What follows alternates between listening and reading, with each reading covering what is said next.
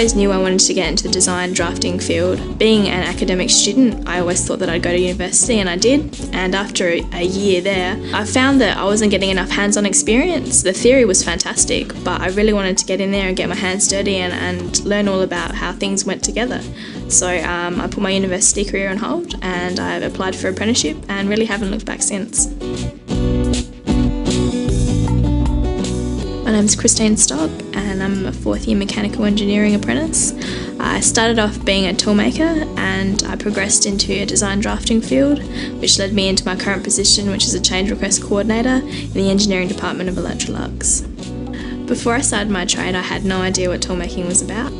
I'm even having to explain it to my friends and family now. A lot of them go, "Oh, toolmaking, so you make screwdrivers?" And I'm like, no, it's nothing like that at all. Toolmaking, we make the moulds. Anything in life, for example, chairs, automotive parts, any plastic objects, toys, everything from that is made from moulds. And moulds have to be built by toolmakers, so that's how we get them. My apprenticeship has been for 4 years, and that's been spread out through 2 companies. I've spent the first 2 years on the shop floor, building and machining tools, and then in the CMM and metrology area, measuring them. I've been able to work on a lot of automotive products.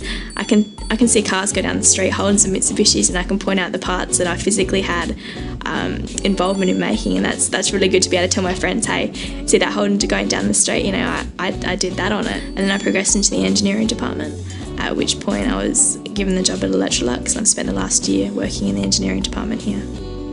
There are 2 main ways to get an apprenticeship. You can either apply directly through a company and get an apprenticeship that way, or the second way is to apply through a group training scheme, which is the way I did it. I started off learning with machinery, lathes and turret mills and surface grinders and a lot of hand machinery, and that progressed into me using the CAD skills and learning all about engineering and detailing.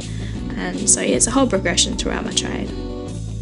The thing I really love about my job is that the hands-on design. I get to hear all about the things that are being designed before they're actually made, and so it always gives you a really good feeling to say that, you know, you had that part in making something that so many people buy. It's really good. With an apprenticeship, the sky's the limit. You can stay with your company, you can work across the state, Australia, you can go worldwide with it.